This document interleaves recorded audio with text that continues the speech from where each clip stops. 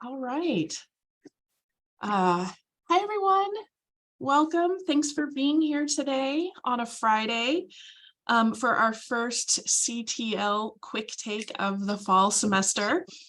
For those of you who don't know me, I'm Allison Boye, director of the CTL, and today we are going to take 30 minutes to reconsider how we use the first 10 minutes of our class time.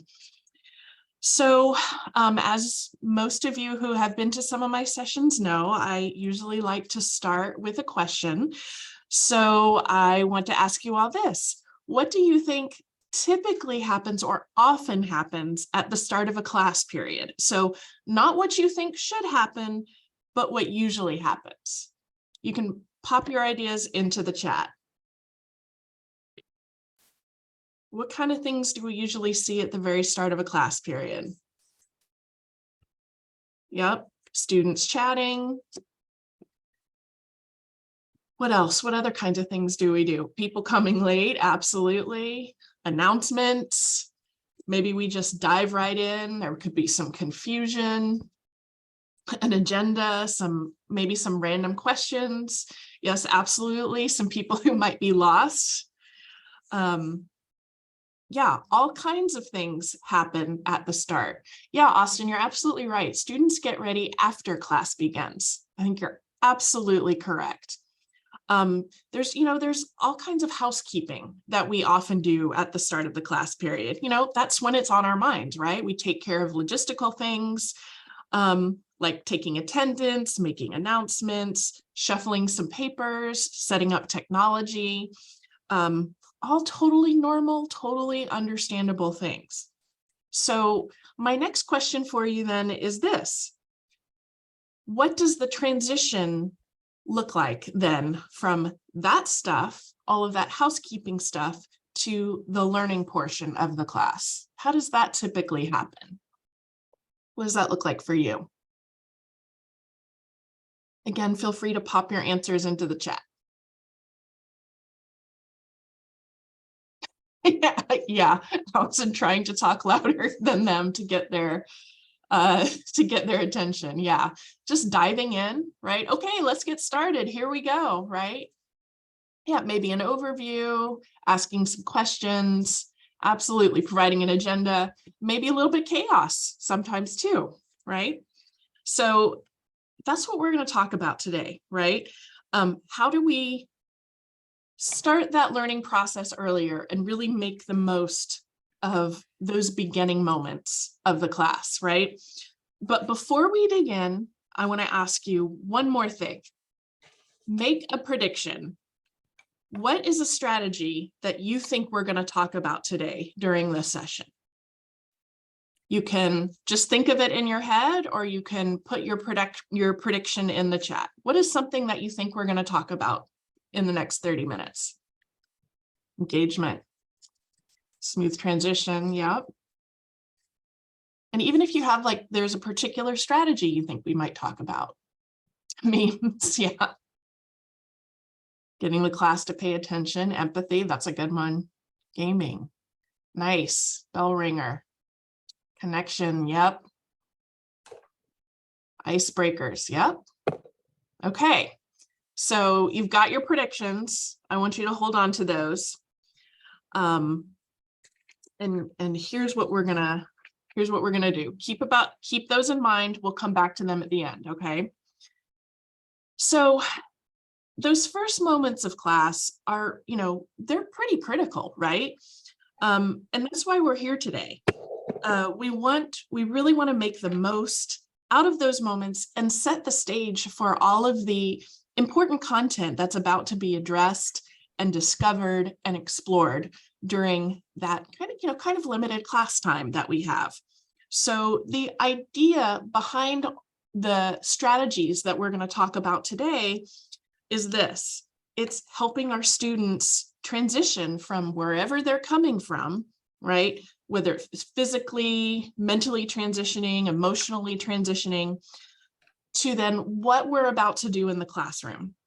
Students are entering our class from the outside world, and their heads, and our heads too, quite frankly, are often just full of distractions, right? Phones, arguments they may have just had, work they have to do, what they're going to have for lunch, you name it. So their minds are likely elsewhere. And we need to make an effort then. It behooves us to start class with deliberate effort to bring their focus to the task at hand, which is, of course, the learning that needs to happen in our course, right? During our class time.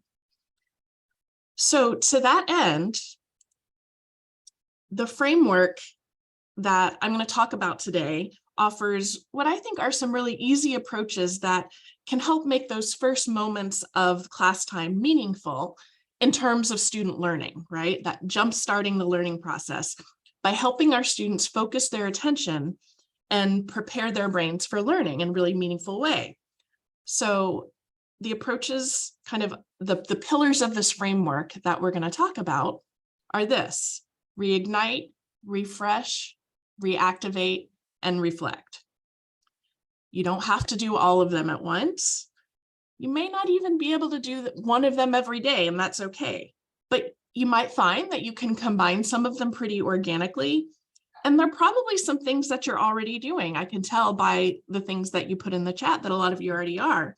But maybe you haven't thought of how they might work at the very start of class in a helpful way. So this framework then can really help serve as a reminder for us not to overlook those first moments of the class. So, okay, let's dive in. Let's start with reignite. So basically what that means is we want to spark our students' interest in the class content in some way. It's totally easy and totally understandable to just launch into a lesson without much fanfare, right? Like, okay, let's get going. We've got a lot to cover. Especially if we're mid-unit, right? We're in the middle of a big topic. But, you know, it's really important not to lose sight of the fact that, and I know this might be a surprise to you, a lot of our students are not as excited about our course material as we are, right? It might be hard to understand, but it's the truth. So whatever we can do to really spark some kind of interest anew in our students about the course content can really help catalyze their motivation and attention, which will in turn help improve their learning. So some powerful ways that we can reignite student interest in the material includes, first of all, this is something I really love, and it's this strategy of leading the class with, you know, what's called a big question, right? Some kind of thought-provoking question that is related to the content of the day's lesson, and that content can help students answer by the end of the class period.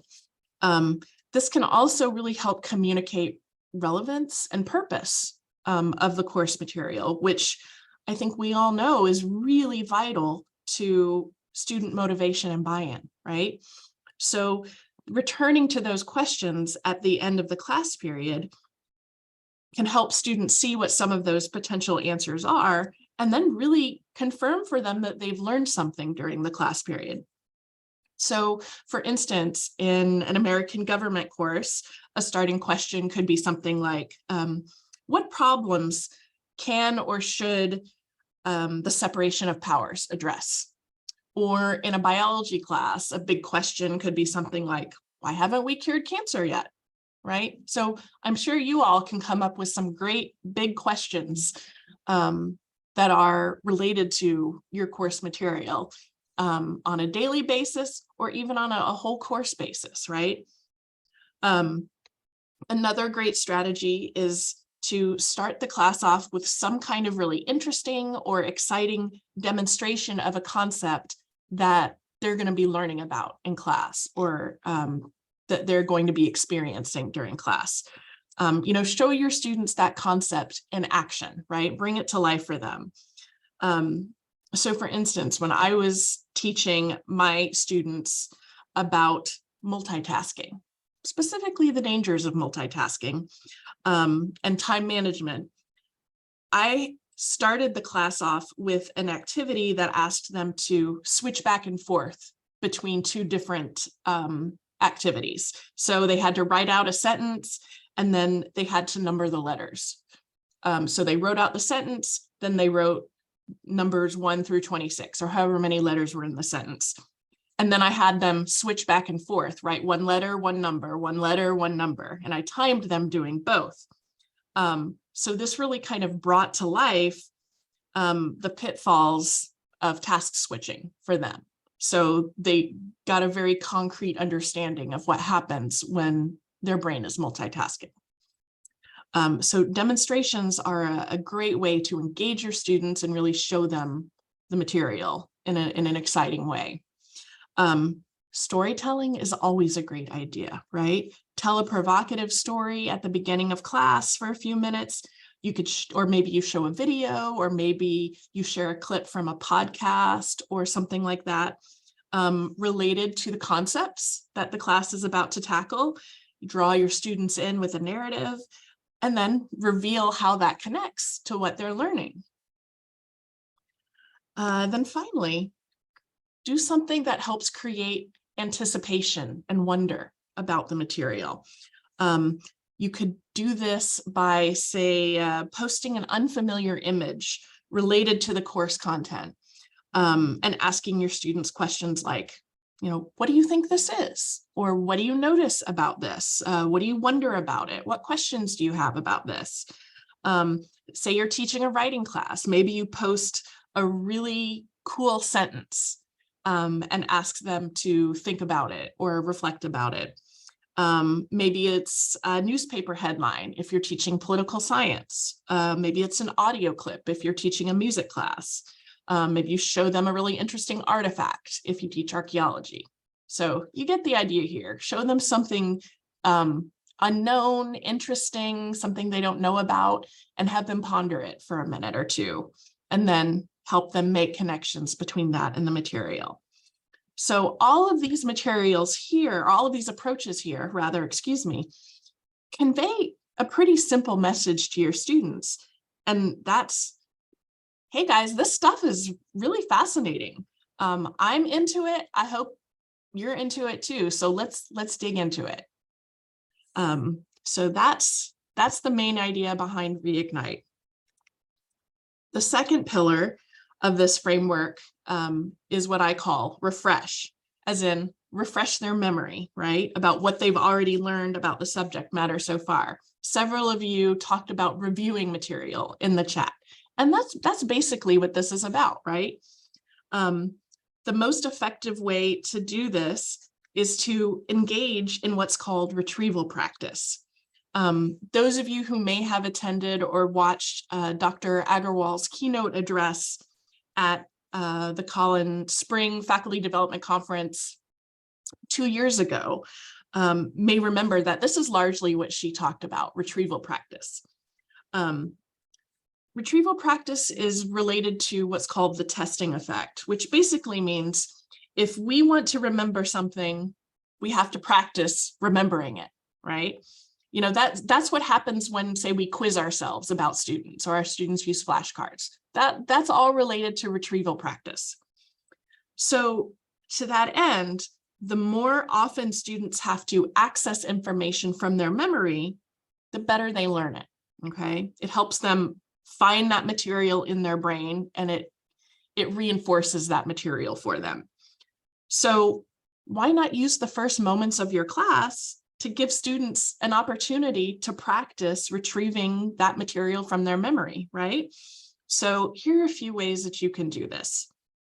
Obviously, you can give them a quiz, right? Tried and true, but especially an ungraded quiz on prior material. Maybe it's stuff you covered in the last class period or the last unit or the previous week, but especially material that is going to be important to understanding the new material that's about to be addressed in your class, or what you're going to be covering in class that day, right? So it's not just I want to test to make sure you've got everything we've covered so far, but really targeted retrieval practice.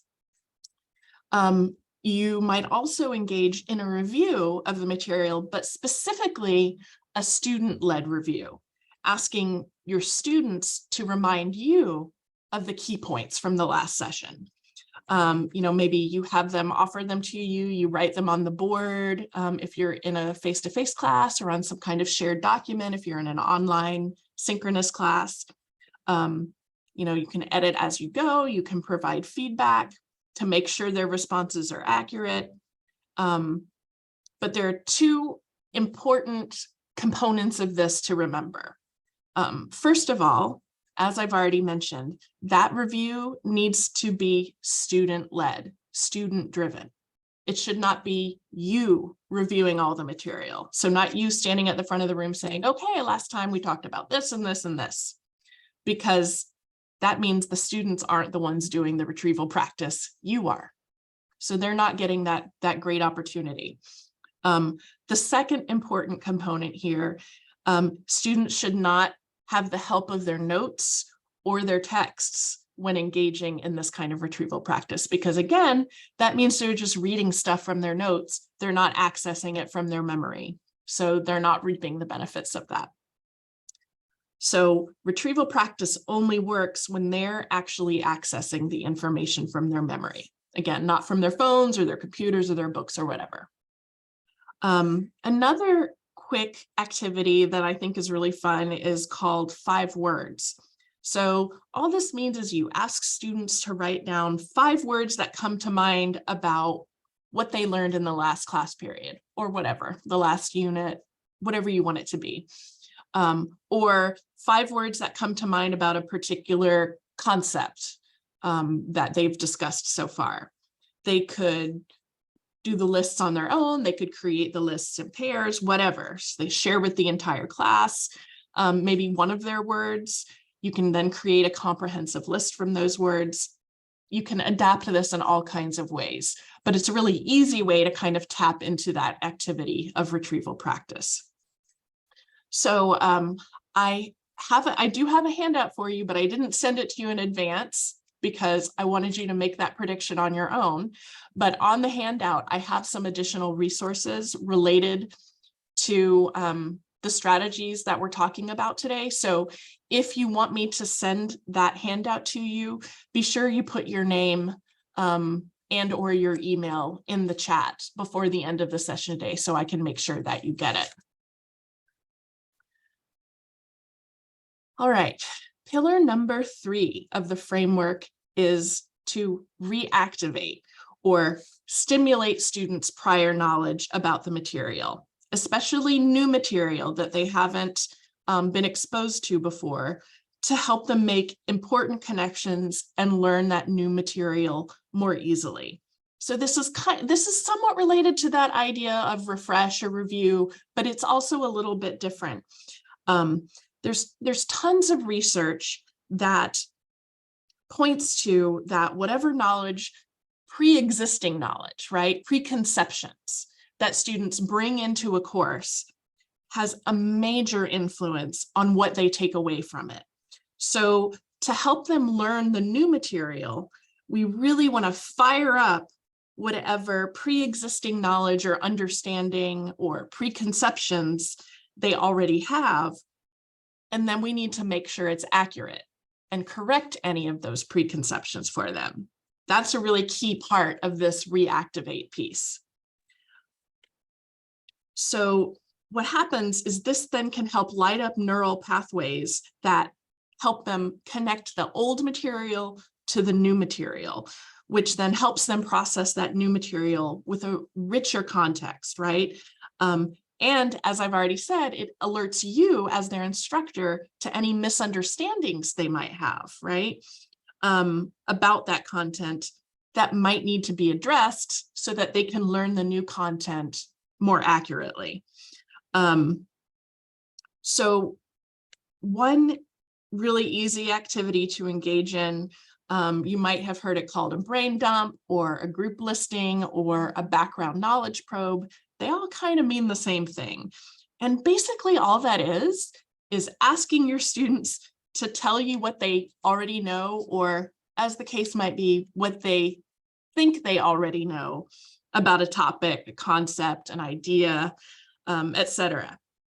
Maybe you pose some really simple questions to them at the very start of class, followed by a few minutes of discussion. So that might look like you saying, so today we're going to focus on X, whatever the topic is. So what do you guys think of when you think about that word or that topic? Or what have you heard about it in the media? That could be a big influence on them, right? Or what did you learn about this in a previous class?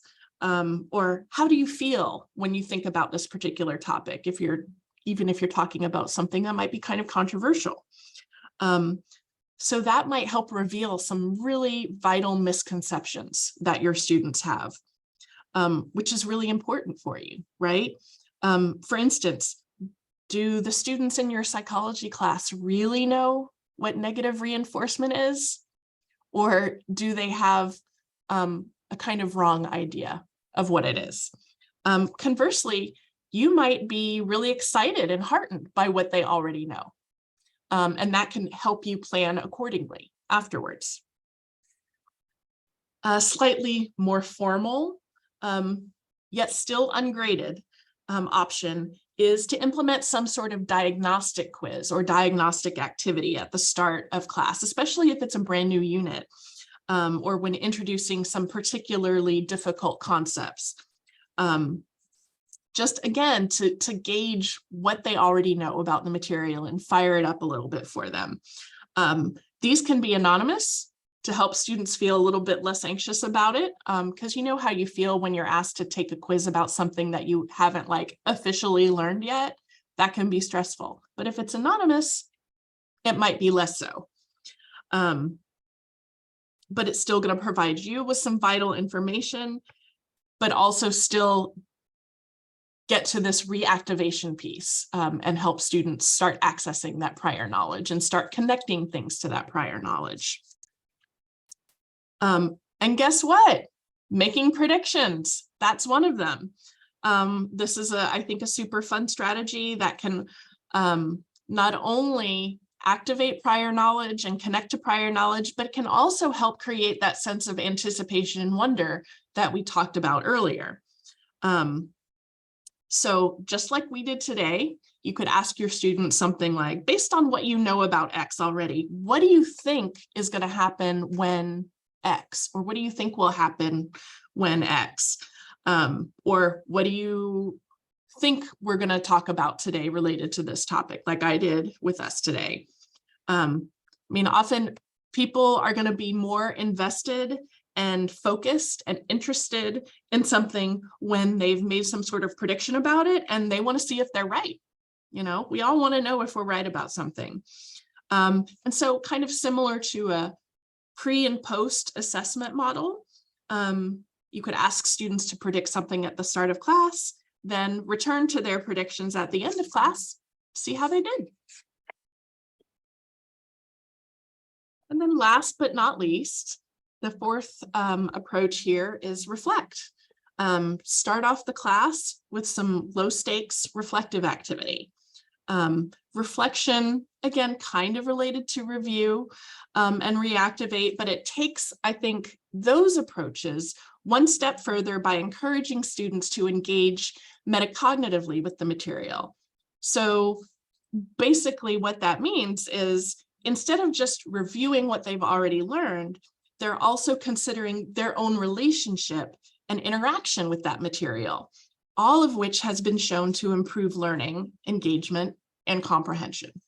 So a lot of easy ways to do this. Journaling is a great one, a particular favorite of mine. Maybe they take a few minutes at the start of every class period to respond to a prompt that you provide. I think you giving them some guidance is really important to help facilitate the kind of thinking that you want them to do. You might ask them to respond to a text that they were supposed to read, or a provocative question related to the lesson's content, or maybe ask them to relate a personal experience to the lesson's content for that day.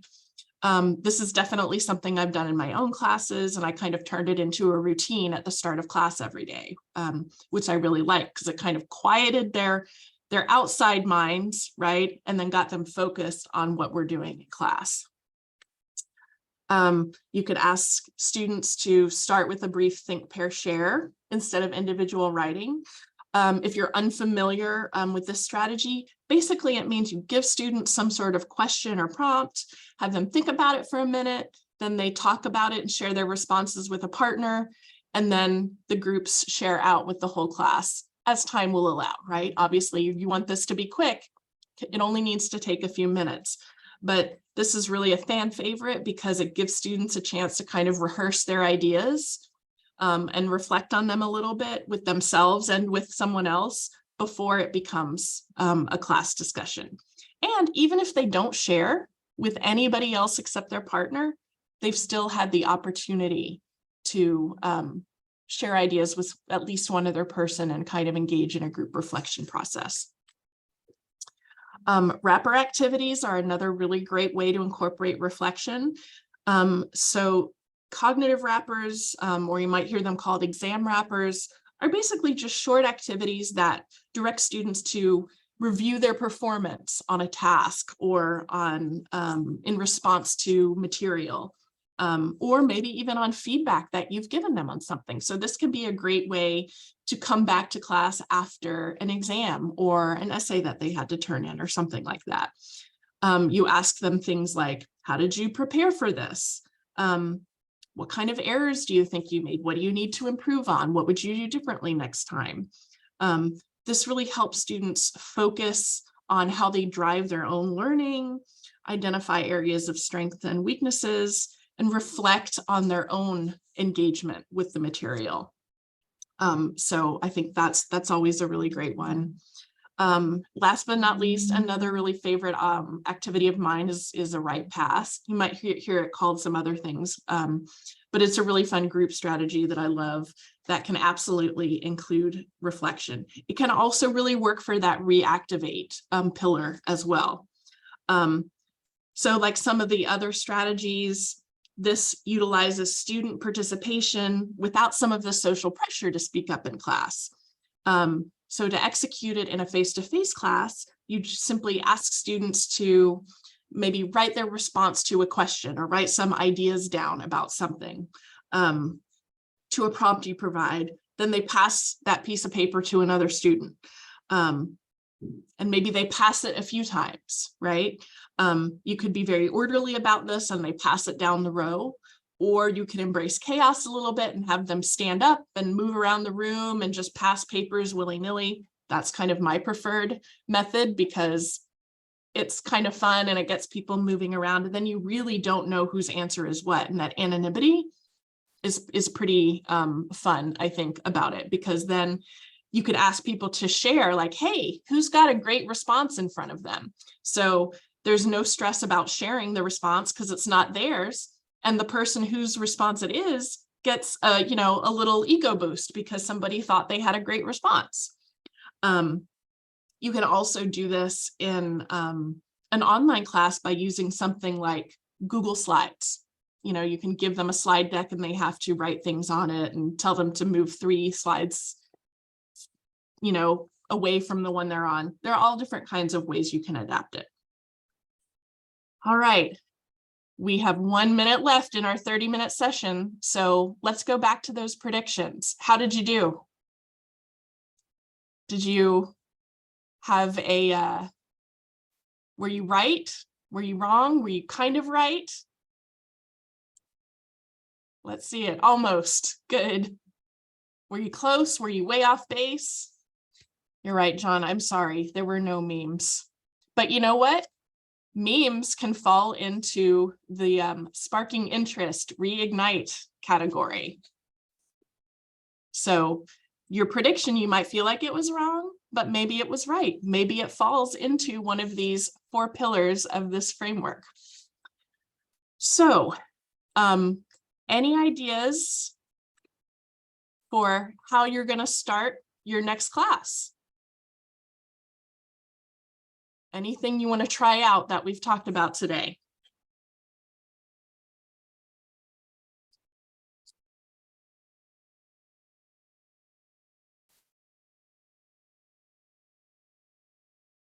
All right.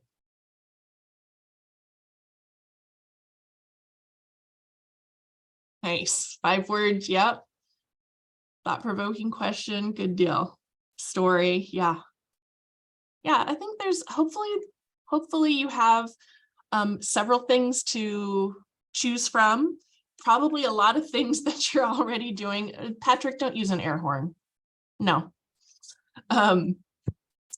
Remember, put your name and or your email address in the chat, and I will send you all the handout that has a bunch of additional resources with more information about a lot of these strategies. Sometimes it's an article, sometimes it's a video, but I will send that to you this afternoon if you want to explore a little bit more. So that's it. We did it, y'all. 30 minutes. Thanks for being here today. If you have any additional questions, let me know, and have a great weekend.